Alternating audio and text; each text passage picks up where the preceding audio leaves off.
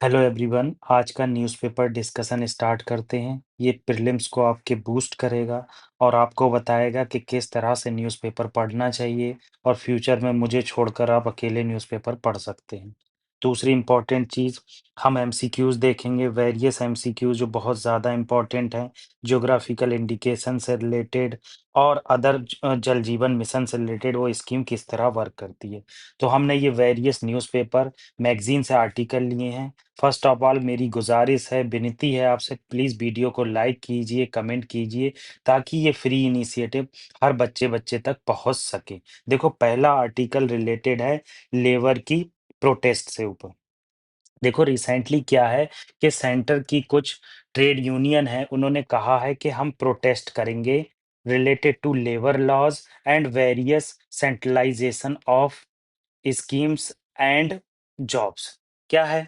देखो, सीधा-सीधा आप समझ लो, ये मैसिव प्रोटेस्ट का प्लान है। इसके पीछे रीज़न क्या है? देखो, अभी रिसेंटली आपने सुना होगा कि बहुत सारे लेबर लॉज़ को, जो करीब 40 के करीब लेबर लॉज़ थे। अब यहाँ से समझ लो, देखो, पहली चीज़ ब आप समझ लो, मैसिव प्रोटेस्ट का ऐलान है, बहुत सारी सेंट्रल ट्रेड यूनियन के द्वारा, अप्रॉक्स 10। इसके ऐलान के पीछे क्या रीज़न है, ये जान लो। इसका सबसे इम्पोर्टेंट रीज़न क्या है? New labour laws. New labour laws क्या कहते हैं कि आपको कुछ प्राइवेट जो एंटरप्रेन्योर हैं, उनको कुछ ऑटोनॉमी देते हैं कि कितने वो वर्कर रख सकते हैं और कितने वर्कर नहीं रख सकते हैं। कितने वर्कर पर वो प्राइवेट ऑर्गेनाइज़ेशन उस पे एक्शन ले सकती है। जैसे क्या था, पहले अगर आपके पास 10 वर्कर हैं, तो आपको क्या है, गवर्नमेंट को इन्फॉर्म करना पड़ता था और उनको बहुत सारे बेनिफिट देना पड़ते थे वर्कर्स को। अब इसकी लिमिट बढ़ाकर 100 कर दी गई है। अब जब ये 100 कर दी गई है, तो 100 का मतलब हो गया कि इल्लीगली रूप से ये बहुत सारे। क्या होगा, जैसे कोई इंस्टीट्यूट है, अब यहाँ पर पहले 50 वर्कर थे, तो इन्होंने दिखाया कि हमारे पास 50 वर्कर हैं और हम इनको ये सोशल बेनिफिट दे रहे हैं और ये फैसिलिटी प्रोवाइड कर रहे हैं। मगर अब ये 100 कर दिया गया, तो इन्हें सारी डिटेल्स देने की ज़रूरत नहीं है। गवर्नमेंट कहती है इससे क्या होता है, लिबरलाइज़ेशन होता है, प्राइवेटाइज़ेशन होता है और ज़्यादा से ज़्यादा इन्वेस्टमेंट इंडिया में आता है। मगर यूनियंस का क्या कहना है, इससे जो होता है एक्सप्लॉइटेशन होता है। एक्सप्लॉइटेशन कैसे होता है? सोशल बेनिफिट डिक्लाइन हो जाते हैं, टाइम आवर बढ़ जाता है। तो इससे रिलेटेड ये प्रोटेस्ट करने का बताया गया है। क्यों बताया गया है? मैंने आपको ये बता दिया कि जॉब सिक्योरिटी से रिलेटेड प्रॉब्लम, वर्किंग आवर बहुत ज़्यादा बढ़ जाता है, ये सब चीज़ें। अदर क्या रीज़न है, क्यों प्रोटेस्ट किया जा रहा है? ओल्ड पेंशन स्कीम्स को रिन्यू करने का कुछ लोगों की डिमांड है। न्यू पेंशन स्कीम क्या है कि आप पैसा जमा करते हैं, जो जमा करते हैं वही पेंशन की फॉर्म में मिलता है। ओल्ड पेंशन स्कीम में क्या है कि थोड़ा पैसा कटता है, मगर गवर्नमेंट भी पैसा मिलाकर आपको देती है और ये लाइफ टाइम देती है, जब तक आपकी ज़िंदगी रहती है और आपके स्पाउस ज़िंदा रहते हैं। ठीक है? ये जो प्रोटेस्ट है, ये एक्सटेंड हो सकता है वर्किंग में और बहुत सारी जगहों पर इसको एक्सटेंड किया जा सकता है। तो ये इस तरह से किसी आर्टिकल को हमें पढ़ना है कि भाई ऐसा क्यों है? ये आर्टिकल क्यों आया? व्हाय आप हर चीज़ में लगा दोगे तो आपका माइंड बहुत अच्छे से वर्क करेगा। ठीक है? नेक्स्ट आर्टिकल रिलेटेड है थ्री लैंग्वेज पॉलिसी से। देखो, थ्री लैंग्वेज पॉलिसी के लिए एक कमेटी बनाई है महाराष्ट्र ने। देखो, पहले आप समझ लो थ्री लैंग्वेज पॉलिसी क्या है? क्यों इसे संज्ञान में लाया गया था? फर्स्ट ऑफ ऑल आपका ये जानना बहुत ज़रूरी है, थ्री लैंग्वेज पॉलिसी क्या है और क्यों है? आप हमेशा क्या, क्यों यूज़ कीजिए, आपकी चीज़ें सॉल्व होती चली जाएँगी। पहली इम्पोर्टेंट चीज़ कि थ्री लैंग्वेज पॉलिसी क्या है? इसके अंदर क्या है कि कोई भी स्टेट 3 लैंग्वेज को प्रायोरिटी देगा। पहली लैंग्वेज क्या हो गई? उसकी रीजनल लैंग्वेज हो गई। दूसरी लैंग्वेज क्या हो गई? हिंदी हो गई और तीसरी लैंग्वेज क्या हो गई? इंग्लिश हो गई। इसमें तब्दीली की जा सकती है, इंग्लिश की जगह कुछ फ्रेंच भी यूज़ की जा सकती है, मगर हिंदी को बहुत बल दिया जाता है क्योंकि कॉन्स्टिट्यूशन ने कहा है कि आप हिंदी को प्रमोट करोगे और यूनिटी जनरेट करोगे। मगर साउथर्न स्टेट कहते हैं कि सेंटर के द्वारा हमारे ऊपर हिंदी को इम्पोज किया जा रहा है। इसलिए तमिलनाडु में अक्सर प्रोटेस्ट और गवर्नमेंट के बीच में टसल देखने को मिलता है। हिस्टोरिकल कॉन्टेक्स्ट जान लो। हिस्टोरिकल कॉन्टेक्स्ट क्या है कि three language policy first time 1968 में आई थी। बहुत सारे स्टेट ने इसका फेवर किया था क्योंकि रीजनल लैंग्वेज को ऑटोनॉमी मिल रही थी। इंग्लिश जो स्किलफुल लैंग्वेज है, इंटरनेशनल नली कनेक्ट करती है लोगों को, उसको बल मिल रहा है, और हिंदी को यूनिटी प्रमोट हो रही है। मगर साउथर्न स्टेट क्या कहते थे कि ये लोकल आइडेंटिटी के खिलाफ है और हमें इसको नहीं प्रमोट करना है, हम अपनी ओन मदर टंग जो है केवल उसको प्रमोट करेंगे और इंग्लिश को प्रमोट करेंगे। इसीलिए रिसेंटली कंट्रोवर्सी इसमें देखने को मिलती रहती है। तो इससे रिलेटेड एक महाराष्ट्र ने एक पैनल बनाया है और उसमें थ्री लैंग्वेज पॉलिसी पर चर्चा की जाएगी। नेक्स्ट आर्टिकल क्या है फ्रंट पेज का? ट्रंप से रिलेटेड है। देखो ट्रंप, आप जानते ही हैं ट्रंप को कि वो अपनी स्टेट से रिलेटेड बहुत ज्यादा ध्यान देते हैं और अपनी नेशनलिज्म की भावना को बहुत प्रोटेक्ट करते हैं। ये नेशनलिज्म एक ऐसी फीलिंग है, राष्ट्रवाद, जिसे किसी बहुत सारे राइटर के द्वारा जिंगोइज्म भी कहा जाता है, जब एक्सट्रीम हो जाता है। रविन्द्रनाथ टैगोर ने 15 पेजेस का एक ऐसे लिखा था जो बुक की फॉर्म में पब्लिश हुआ। उसमें बताया था रविन्द्रनाथ टैगोर ने कि क्या राष्ट्रवाद के प्रॉज हैं और क्या कॉन्स हैं, क्यों ज़रूरी है और क्यों ज़रूरी नहीं है। देखो क्या होता है, नेशनलिज़्म की फीलिंग से क्या होता है, बहुत सी चीज़ें चीज़ें जो होती हैं लीगलाइज़ कर दी जाती हैं। ट्रम्प ने क्या किया है, कहा है ब्रिक्स नेशंस को, अगर आप ज़्यादा यूनिटी दिखाते हैं, हमारे खिलाफ करेंसी लाते हैं, तो हम क्या करेंगे, आपके खिलाफ टैरिफ लगाएँगे। बस इतनी सी न्यूज़ है, पता होना चाहिए, ठीक है? दूसरी इंपॉर्टेंट न्यूज़ है कि सुप्रीम कोर्ट ने संज्ञान लिया है कि किस तरह से ब्रिक्स नेशन को ब्रिक्स नेशन को सॉरी, सुप्रीम कोर्ट ने संज्ञान लिया है कि किस तरह से बिहार के इलेक्टोरल रोल में प्रोटेक्ट किया जाए। देखो क्या है, अभी ये आप सीधी-सीधी बात यहाँ जान लो, क्या है, अभी अपोजिशन ने कुछ पिटीशंस दी हैं सुप्रीम कोर्ट में। अब सुप्रीम कोर्ट में पिटीशन दी गई है, उसमें कहा गया है कि बिहार इलेक्शन के इलेक्टोरल रोल्स में इतनी तेजी से तब्दीली क्यों की जा रही है? तब्दीली का मतलब है रिवीजन। रिवीजन का मतलब है कि भाई आप स्टेट में रह रहे हो या नहीं रह रहे हो, दिल्ली तो आप नहीं चले गए। रिवीजन का मतलब है कि आपकी वोटर आईडी दो दो तो नहीं है। रिवीजन का मतलब है कि आप न्यू वोटर आईडी बनाइए, आपके पास आधार है या नहीं है। तो इसमें कपिल सिब्बल जी जो अपोजिशन के वकील है, उनका कहना है ये वोटर को मैनिपुलेट करेगा। इससे क्या होगा कि जो सत्ता में पार्टी है वो उन्हीं को वोटर लिस्ट प्रोवाइड करेगी या उन्हीं के वोटर आइडेंटिटी जल्द से जल्द प्रोवाइड की जाएगी जो उनके फेवर में वोट करने वाली कास्ट हैं या फिर लोग हैं। ठीक है, ये वायोलेशन ऑफ ड्यू प्रोसेस है। वायोलेशन ऑफ ड्यू प्रोसेस क्या है कि इतने हैस्टी मैनर में इतनी जल्दी आपको ये नहीं करना चाहिए। आपको इलेक्शन से पहले ही करने की क्या जरूरत पड़ी? इससे लैक ऑफ ट्रांसपेरेंसी है, क्योंकि जो गाइडलाइंस आई हैं और जो रीजंस बताए गए हैं वो प्रॉपर ट्रांसपेरेंट नहीं है। ये सब अपोजिशन के द्वारा आरोप लगाए जा रहे हैं, मगर इलेक्शन कमीशन का कहना क्या है, ये टाइम टू टाइम रिवीजन किया जाता है ताकि जो वोटर फेक वोटर है उनको निकाला जा सके। मगर क्वेश्चन यही आ रहा है, इतनी तेजी से करने की क्या जरूरत है, जुलाई के एंड तक सबमिट करना। मगर इलेक्शन कमीशन का कहना है ऐसा कुछ नहीं है, इसमें रिवीजन होगी और देखा जाएगा कि कौन कब वोटर लिस्ट सॉरी कब अपनी आइडेंटिटी दिखाता है और कब हम इसमें फाइनल लिस्ट निकालते हैं। तो ये सब बातें यहाँ पर कही गई हैं। नेक्स्ट आर्टिकल देख लेते हैं हम जीआई टैग से रिलेटेड। देखो रिसेंटली अभी द हिंदू में एक न्यूज़ छपी थी। मैंने आपको बताई है कि कोई भी न्यूज़ मैं छोड़ता नहीं हूँ। देर सवेर आएगी आएगी। Revision is the key of success. जितनी ज़्यादा रिवीजन उतनी करीब सक्सेस। ये मेरा मोटो है। कोल्हापुरी चप्पल क्या है? Manufacturer cry foul over Prada's replica sandal. क्या हो रहा है, प्राडा जो ग्लोबल ब्रांड है, ये ग्लोबल ब्रांड क्या कर रहे हैं, जो ट्रेडिशनल मैन्युफैक्चरिंग सिस्टम है उसको कॉपी कर रहे हैं और फॉरेन में और बहुत जगह इस तरह से बेच रहे हैं जैसे ये ब्रांड बहुत ही महंगा ब्रांड हो। तो इससे क्या हो रहा है, जो ट्रेडिशनल आर्टिसियन है उनकी जीविका उपार्जन पर बहुत ज्यादा इफेक्ट पड़ रहा है और उनको रेवेन्यू भी कम हो रहा है और इसलिए बहुत ज्यादा क्राइसिस डेवलप हो रहा है। तो देख लेते हैं कोल्हापुरी चप्पल के बारे में। देखो ये ट्रेडिशनल हैंडीक्राफ्ट है जो लेदर से बनती है। पहली इंपॉर्टेंट चीज, ये कोल्हापुर महाराष्ट्र की है, इसीलिए इसे कोल्हापुरी चप्पल कहा जाता है। ये आप पीछे देख सकते हैं फोटो में। ठीक है, इसमें वेजिटेबल टैंड लेदर होता है, मतलब जो लेदर होता है उसकी टैनिंग की जाती है, मतलब उसे घिसा जाता है। टैनिंग का मतलब होता है उसमें चमक लाई जाती है कि किस तरह से उसे घिसें कि उसमें ज्यादा से ज्यादा चमक आए। तो ट्रेडिशनली इसे वेजिटेबल से टैनिंग की जाती है, हैंड स्टिचिंग की जाती है और केमिकल का यूज नहीं किया जाता है। ये बहुत इंपॉर्टेंट पॉइंट है। यूपीएससी ऐसे पॉइंट को बहुत प्यार करती है और आपको वहीं पकड़ लेगी। ये लवेबल पॉइंट है, ठीक है। दूसरी तीसरी इंपॉर्टेंट चीज़ है, इसे 2019 में जीआई टैग मिल गया था। हम देखेंगे जीआई टैग क्या होता है, ठीक है? और उससे रिलेटेड क्वेश्चन भी देखेंगे। ये क्या है, अपनी ड्यूरेबिलिटी के लिए जानी जाती है, कल्चरल वैल्यूज़ के लिए जानी जाती है और इको फ्रेंडली है। इको फ्रेंडली का मतलब एनवायरनमेंट फ्रेंडली है। भाई आप एनवायरनमेंट को, इससे कोई ज़्यादा नॉस लॉस नहीं है और ज़्यादा से ज़्यादा इसको यूज़ किया जा सकता है। थ्रेड क्या है? रिसेंटली थ्रेड यही है जो ग्लोबल ब्रांड हैं, इसको कॉपी कर रहे हैं, ठीक है? अब जीआई टैग की थोड़ी इंफॉर्मेशन देख लेते हैं। देखो जीआई टैग जो है स्पेसिफिक प्लेस को मिलता है और उसकी यूनिक क्वालिटी को मिलता है। जैसे दार्जिलिंग टी है, ये स्पेसिफिक प्लेस है, दार्जिलिंग टी बंगाल में, और वहीं पर ये होती है और इसका स्पेसिफिक स्वाद होता है जो लोगों को बहुत पसंद होता है। आप ऐसे समझ लो, मैं रह रहा हूँ मान लो मुंबई में, और मुंबई में मैंने क्या की, दार्जिलिंग से टी मंगा के प्रोसेस करके पैक करके भेज दी दार्जिलिंग टी।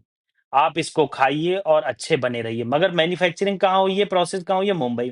तो इसको जीआई टैग नहीं मिलेगा। जीआई टैग वहीं मिलेगा जहां पर ये डेवलप हुई है और वहीं पर प्रोसेस कर कर पैक की जाती है। तो क्या होगा, जब जीआई टैग मिलेगा तो आप देखेंगे यार ये तो जीआई टैग है, गवर्नमेंट से प्रोटेक्टेड है, तो इसके प्राइस भी ज्यादा मिलेंगे। दूसरी चीज क्या होगा, इसमें क्वालिटी भी होगी। अब जब क्वालिटी होगी तो लोगों को ज़्यादा से ज़्यादा ये पसंद भी आएगी। ठीक है? तो ये दार्जिलिंग टी का मैंने एक एग्ज़ाम्पल बताया कि कैसे स्पेसिफिक प्लेस को और उसकी यूनिक क्वालिटी को जीआई टैग मिलता है। जीआई टैग जो है एक एक्ट के थ्रू बनाया गया है 99 में, और इसका रजिस्ट्री जो है आपको शायद मैंने पहले भी बताई थी, चेन्नई में है। मतलब हेडक्वार्टर चेन्नई में है। ठीक है? ये स्पेशल कम्युनिटी को मिलता है, प्रोड्यूसर्स को मिलता है, इंडिविजुअल को नहीं मिलता है, ये लर्न कर लेना। अब आप सोचेंगे इंडिविजुअल को क्यों नहीं मिलता? भाई इंडिविजुअल को जब मिलेगा तो वो पेटेंट की व्यवस्था में आ जाएगा। मान लीजिए मैंने कोई ड्रग्स बनाई, अब ड्रग्स को मैंने पेटेंट करा लिया, तो ये इंडिविजुअल होगा। भाई पूरे दार्जिलिंग में टी हो रही है, तो एक पर्सन को कैसे मिल सकती है? तो ये इंडिविजुअल को नहीं मिलता है, ये आपको याद रखना। अभी ईज़ी लगता होगा, जब क्वेश्चन पेपर में आएगा तो दिमाग हिल जाएगा, ठीक है? इसका जो रजिस्टर्ड है, इसकी रजिस्ट्री जो देखी जाती है, वो department of promotion of industry and internal trade, ministry of commerce के द्वारा देखी जाती है। ये चीज आपको याद होना ही चाहिए। लास्ट में इससे रिलेटेड हम एमसीक्यूज देखेंगे। नेक्स्ट आर्टिकल है जल जीवन मिशन से रिलेटेड, कि जल जीवन मिशन कब लॉन्च हुआ और इसमें कॉन्टेक्स्ट क्या है। देखो रिसेंटली कॉन्टेक्स्ट क्या आ रहा है, कि जो ग्राउंड वाटर है वो इनसफिशियंट है, वो वही लोगों तक, घरों तक टैप वाटर नहीं प्रोवाइड करवा पा रहा है। जैसे मान लो यहाँ पर ग्राउंड वाटर है इस शहर में, और यहाँ पर घर हैं बहुत छोटे-छोटे। अब क्या किया, जल जीवन मिशन के अंदर लोगों ने यहाँ पर पॉन्ड बना दिया और पॉन्ड से पानी भरा, और पानी भरने के बाद लोगों के घरों में फ़िल्टर करके पहुँचा दिया। तो क्या कह रहा है, कि रिपोर्ट आ रही है कि केवल जो है आपके ग्राउंड वाटर है वो इनफ नहीं है लोगों तक पानी पहुंचाने के लिए। ये कंटेक्स्ट है। अब इसके रिलेटेड हम देख लेते हैं पॉइंट्स क्या-क्या हैं, जल जीवन मिशन कब स्कीम लॉन्च हुई। पहली इंपॉर्टेंट चीज़, ये मिनिस्ट्री ऑफ जल शक्ति के अंदर आती है स्कीम। इसको लॉन्च किया गया था 2019 में, इसकी लास्ट डेट 2024 थी, जिसे एक्सटेंड 2028 तक कर दिया गया। ये आपको याद होना ही चाहिए। इसका मेन पर्पज़ क्या है, कि 55 लीटर टैप्ड वाटर प्रोवाइड करना है पर फैमिली में, पर पर्सन को, ठीक है? ये फेमस है फंक्शनल हाउसहोल्ड टैप कनेक्शन के नाम से। मतलब आपके घर एक टंकी होगी, टैप का मतलब है वहां से पानी आएगा और उस पानी से आप क्या है उसको यूज करेंगे। टारगेट गवर्नमेंट का क्या है, कि कम से कम पर पर्सन को 55 लीटर पानी मिलना चाहिए। ये पूरा इंपॉर्टेंट पॉइंट है, ठीक है?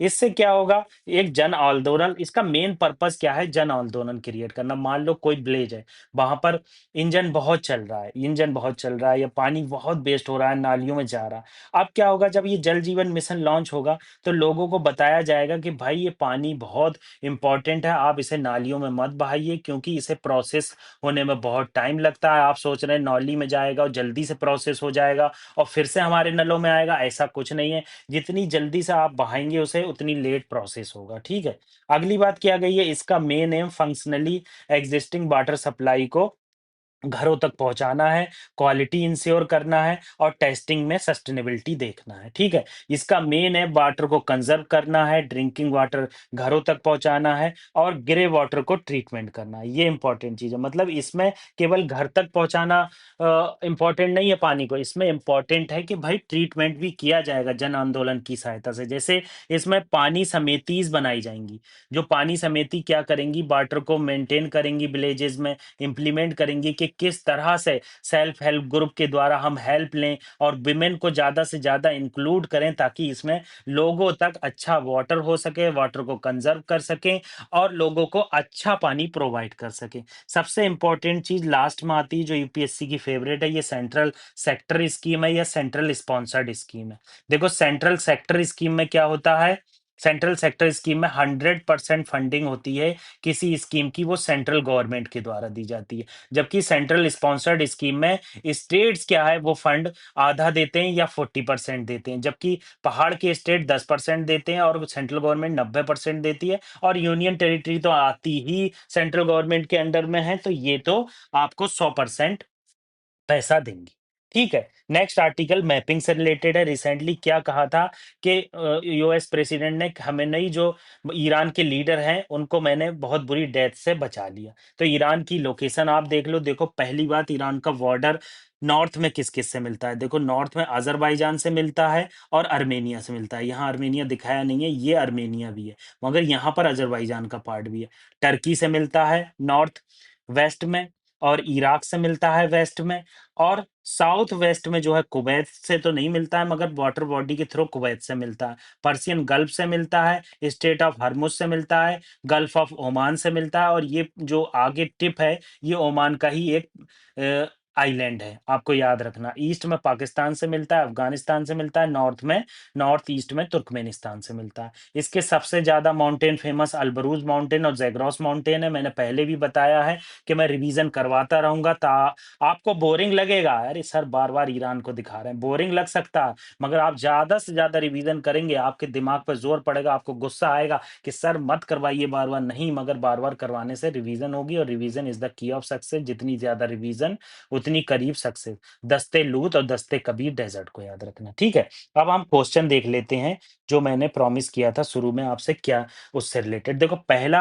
ज्योग्राफिकल इंडिकेशन से रिलेटेड है, कह रहा है कुछ स्टेटमेंट दिए हैं ट्रिप्स से रिलेटेड। देखो trade related aspect, intellectual property right, ये डब्ल्यूटीओ का एक एग्रीमेंट है। इसके अंदर क्या होता है, जीआई टैग को डेवलप किया गया इंडिया में। देखो क्या कह रहा है, trips agreement mandates that all GI product must be protected indefinitely, ये वर्ड याद रख लो, इनडेफिनेटली। इस तरह के वर्ड मस्ट, इनडेफिनेटली, 110%, ये जो है अक्सर गलती होते हैं। No need to renew, with no need to renew, बिल्कुल गलत। जीआई टैग को 10 साल में रिवीजन किया जाता है, इंडेफिनिटली प्रोटेक्ट नहीं किया जाता, बिल्कुल गलत हो गया ये। तो पहला गलत हो गया तो दूसरा तीसरा तो वैसे ही सही हो गया, मगर हम ऑप्शन देख लेते हैं। Under TRIPS additional protection of wines and spirit is mandatory whereas other product is optional. मतलब ये बताया गया है कि ट्रिप्स जो है, देखो वेस्टर्न कंट्री के द्वारा एग्रीमेंट लाया गया। अब भाई वहां पर वाइन से सबसे ज्यादा बनती है और वाइन्स में बहुत पैसा भी कमाई होता है मेडिटेरियन रीजन में, तो कह रहे हैं उसको उसको एडिशनल प्रोटेक्शन दिया जाएगा, तो ये सही है। India provide GI protection to handicraft agriculture goods under the sui generis system. Sui generis का मतलब है कि यूनिकनेस के आधार पर, ठीक है, उनको जो है प्रोटेक्ट किया जाता है, तो ये तीसरा भी बिल्कुल सही है। अब आप आंसर देख लो, दूसरा तीसरा सही है। तीसरा क्या कह रहा है, जीआई टैग 1999 स्यू जेनरिस सिस्टम है, कवरिंग टेक्सटाइल, हैंडीक्राफ्ट, इन सबको कवर करता है। हाई प्रोटेक्शन वाइन को दी जाती है, ये रिन्यूएबल है, 10 साल में रिन्यू होता है, ये याद रखना है आपको, ये भूल जाते हैं बच्चे क्योंकि पेटेंट अक्सर 20 साल हमने पढ़ा होता है, तो इसमें कन्फ्यूज़न हो जाता है। Next article GI sorry next question GI tag से रिलेटेड है कि जीआई टैग से रिलेटेड कुछ स्टेटमेंट दिए हैं, उसमें करेक्ट बताना है आपको। तो ठीक है, तो GI tag is a certification that ensure A product is a high quality, ऐसा हाईएस्ट क्वालिटी, देखो वर्ड आया, इनफाइनाइट, हाईएस्ट इस तरह के वर्ड घातक होते हैं, तो ये गलत हो जाएगा यहाँ।